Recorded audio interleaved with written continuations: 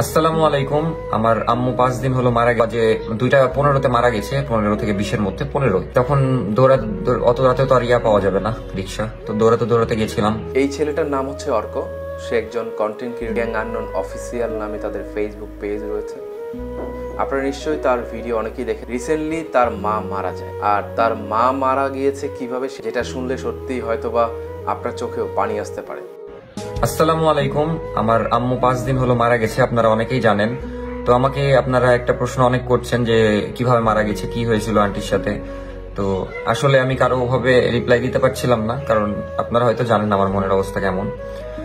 তো আমি কারো সিম্প্যাথি নিতে আসিনি, আমি জাস্ট আপনারা যারা আমাকে ভালোবাসেন তাদেরকে জানাতে এসেছি যে কি হয়েছিল আম্মুর সাথে।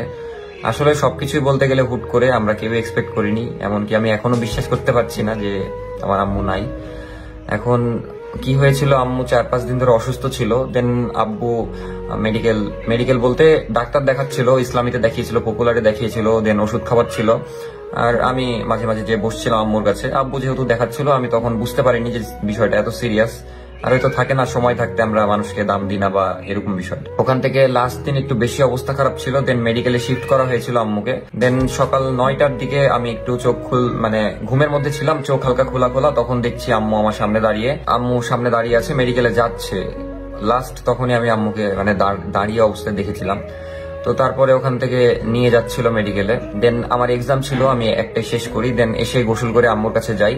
তারপরে আম্মুর কাছে ছিলাম ওখানে। দেন বিকালে একটু বাসায় এসেছিলাম, আম্মুর যেগুলো প্রয়োজন বা কোনো ওষুধ প্রয়োজন বা যেগুলো আমি সব দৌড়িয়ে বেড়াচ্ছিলাম। আব্বুর একটু পায়ে সমস্যা, আব্বুর পা ভেঙে গেছিল কিছুদিন আগে।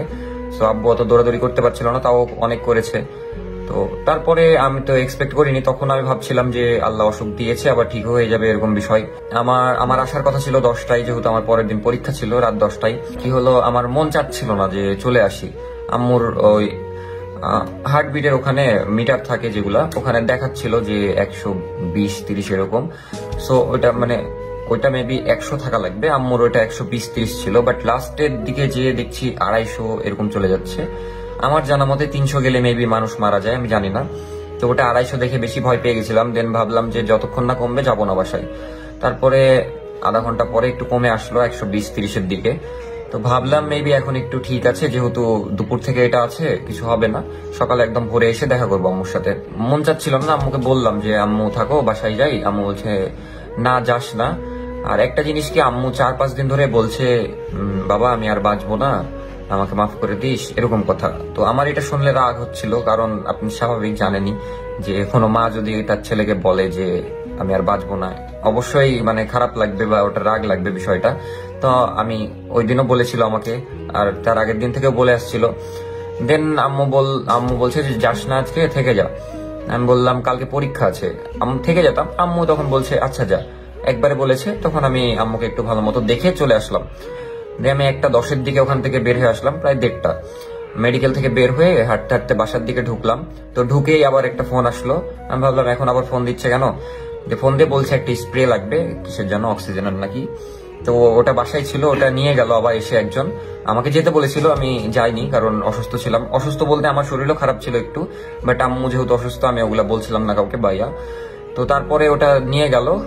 তারপরে একটু শুলাম, শোয়ার 10 মিনিট পরেই আব্বু ফোন দিল, দিয়ে তো কাজ ছিল। তারপরে বুঝতে পারলাম যে মারা গেছে। বলেনি ওভাবে, আমি কাদা শুনে বুঝতে পেরেছি। দিয়ে আমি 2 সেকেন্ড শুনেই আমি সাথে সাথে যেগুলো পড়েছিলাম ওগুলো পরে বের হয়ে গেছি। তারপরে দাদির বাসায় গেলাম, দাদির বাসা আমাদের একদমই পাশে। এখন কাঁদছিলাম অনেক আর বলছিলাম। দিয়ে আমি দাদিকে বলেই ওখানে আমাদের বাসা বর্ণালী সাইডে, বর্ণালী থেকে মেডিকেল পর্যন্ত গেছিলাম। মেডিকেল আপনারা যারা জানেন তো লক্ষ্মীপুরের ওদিকে।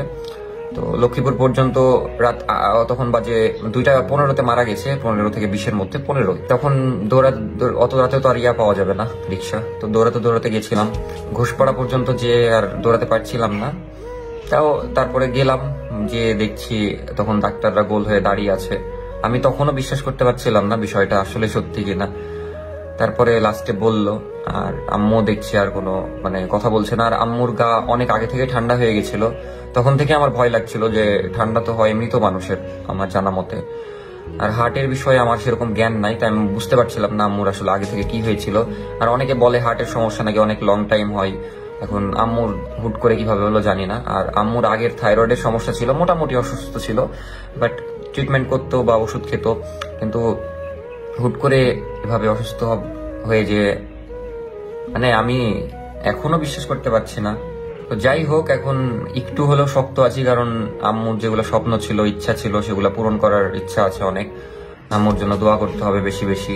আর আপনারা অনেকেই বলছেন ভাই এগুলা ফেসবুকে পোস্ট করে, আমি জাস্ট দুইটা পোস্ট করেছিলাম।